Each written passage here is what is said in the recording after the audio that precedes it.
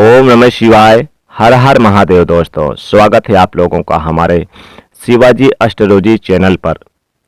दोस्तों, सच्चे हृदय से कमेंट बॉक्स में लिखें जय माता रानी। माता रानी आपके सभी कष्टों को, दुखों को समाप्त करें, आपकी झोली खुशियों से सदैव भरी रहे। नवरात्रि में कन्याओं को गलती से भी ना खिलाएं 3 चीज़ें। दोस्तों, नवरात्रि का महापर्व 9 देवियां अर्थात 9 कन्याओं को समर्पित है। कन्या पूजन करने से हमारी समस्त पीड़ाएं दूर होती है। आपको बता दें कि इस बार माता रानी हाथी की सवार होकर पृथ्वी लोक पर पधारेंगी और भक्तों के सभी कष्टों को दूर करेंगी।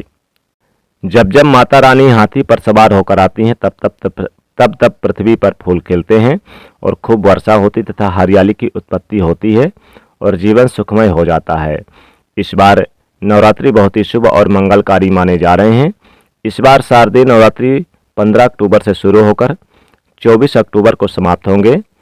दोस्तों, ऐसे में दुर्गा विसर्जन का शुभ मुहूर्त यानी कि रहेगा 24 अक्टूबर को।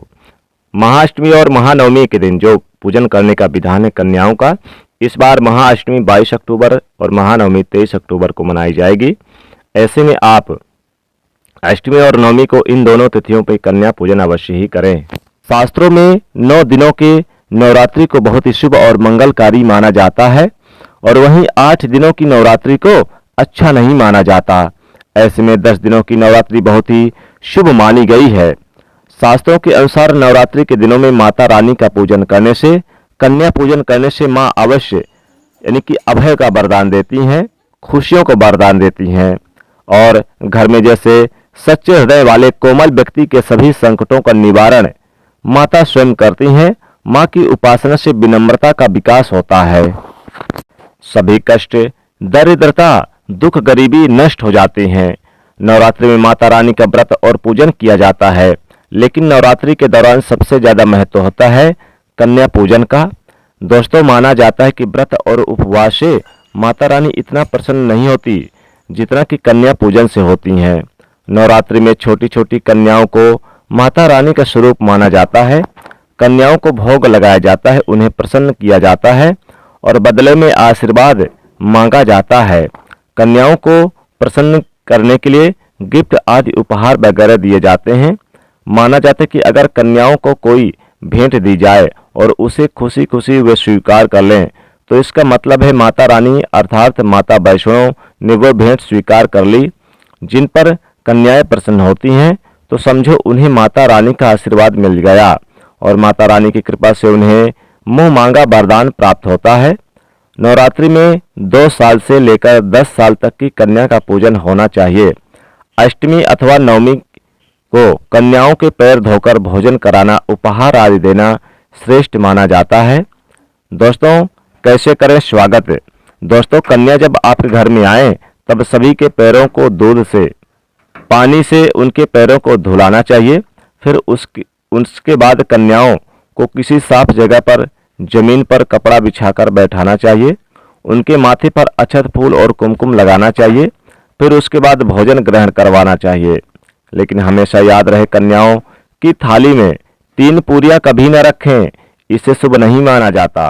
3 पूरियां तथा 3 रोटियां मरने के लिए निकाली जाती है और जेल में कैदियों के लिए दी जाती है। ऐसे में कन्याओं को उनके थाली में 3 पूरी कभी ना दें, लेकिन 1-2 करके पूरियां दे सकते हैं। इससे 3 संख्या बट जाती है। दोस्तों, कन्याओं को खाना खिलाने के बाद अंत में कन्याओं के सर पर लाल चुनरी ओढ़ाना चाहिए और भोजन में आपको खीर, पूरी, हलवा तथा आलू की सब्जी, छोले भटूरे वगैरह की सब्जियां खिलानी चाहिए। पनीर आदि भी खिलाया जाता है, लेकिन भूल से भी लहसुन और प्याज का इस्तेमाल कभी ना करें, अन्यथा अनर्थ हो जाएगा।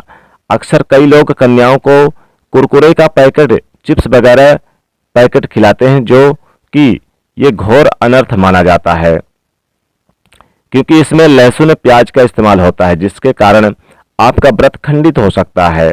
माँ दुर्गा क्रोधित हो सकती हैं। जहां आपने 9 दिनों तक लहसुन प्याज का परहेज किया, लेकिन आपकी एक गलती पूरे व्रत को खंडित कर सकता है। कन्याओं को डब्बाबंद कोई भी ऐसी चीज ना दें जिसमें से एक लहसुन प्याज होता हो। कई चीजें तो ऐसी होती हैं जो मार्केट में जिसके अंदर लहसुन प्याज का इस्तेमाल होता है, ऐसा आप कभी मत करना। दोस्तों, कई लोग कन्या पूजन में खाना घर पर नहीं बनाते और मार्केट से रेडीमेड लाकर खिला देते हैं तथा वहीं दही जलेबी खिलाते हैं, जो कि शुभ नहीं माना जाता। आप दही जलेबी खिला सकते हैं, परंतु माता को घर का बना हुआ शुद्ध भोजन ही अति प्रिय है। खासकर नवरात्रि के दौरान घर में पक्का खाना अवश्य बनाना चाहिए, जैसे पूरी, हलवा, खीर, पकौड़े। माता रानी बहुत प्रसन्न है ये चीजें। घर का बना पक्का खाना ही कन्याओं को खिलाना चाहिए। हमेशा याद रखें, कन्याओं को प्लास्टिक के दोने में खाना नहीं खिलाना चाहिए। ऐसे बर्तन पूजा पाठ के लिए शुद्ध नहीं माने जाते, अशुभ होते हैं। कन्याओं को हमेशा स्टील के बर्तन या फिर पत्ते से बने बर्तन में भोजन कराना चाहिए, बहुत ही शुभ माना जाता है। दोस्तों, भोजन कराने के बाद कन्याओं की थाली में एक लौंग जरूर रखना चाहिए, क्योंकि लौंग देवी शक्ति तथा दुर्गा माता को बहुत प्रिय है। लौंग माता शक्ति का प्रतीक होता है। लौंग से नवदुर्गा का वास होता है लौंग में। इन 9 दिनों में माता रानी को लौंग का भोग जरूर लगाया जाता है, बहुत ही प्रिय है। इसलिए कन्याओं की थाली में चुपचाप एक लौंग जरूर रख दें, आपका भाग्य चमक जाएगा। माता लक्ष्मी आपके जीवन में धन की कोई भी कमी नहीं होने देंगी। आपको बता दें कि कन्याओं को उपहार में क्या दें। कन्याओं को खुश करने के लिए उनकी थाली में दक्षिणा डालें, ताकि आपके घर में संपन्नता बनी रहे तथा धन की कोई भी कमी ना हो। कन्याओं को कोई सुंदर सा गिफ्ट दे सकते हैं। शास्त्रों में बताया जाता है कि कन्या जितना खुश होती हैं, माता रानी उतना ही जल्दी फल की प्राप्ति प्रदान करती हैं। ऐसे में आप कन्याओं को चॉकलेट बॉक्स दे सकते हैं तथा खूबसूरत कपड़े दे सकते हैं। याद रहे, काले कपड़े ना दें और स्टील के बर्तन भी गिफ्ट के तौर पे दे सकते हैं। याद रहे, कन्याओं को लोहे का कोई भी सामान नहीं देना चाहिए। दोस्तों, जब कन्या अपने घर के लिए प्रस्थान करे तो उनके चरण जरूर छुएं। अपने मन में अपनी प्रार्थना को पूरा करें। सच्चे दिल से मांगी हुई मुराद माता रानी अवश्य पूरी करती हैं।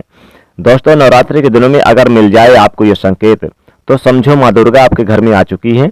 ये संकेत बताते हैं माँ दुर्गा आशीर्वाद आपको प्राप्त, माँ दुर्गा का आशीर्वाद प्राप्त होने वाला है आपको। तो आइए शुरू करते हैं, जानते हैं। दोस्तों, पहला संकेत, जब आप कलश स्थापना करते हैं तो जौ से निकली यानी कि हरियाली बहुत ही शुभ मानी जाती है।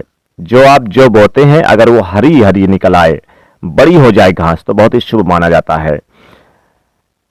और दोस्तों, जौ से निकली हरियाली आपके भविष्य में होने वाले अच्छे और बुरे दोनों का संकेत देती है। ये सभी बातें हमारे आने वाले साल भविष्य को बताते हैं। यदि आप जौ बोए हैं और किसी कारण से नहीं उग पाए हैं, तो ये संकेत बड़ा मनहूस माना जाता है। कहा जाता है कि नवरात्रि में जौ अगर जो आप बोए हैं और सूख जाएं, तो ये अच्छा नहीं माना जाता, यानी कि अच्छा संकेत नहीं है।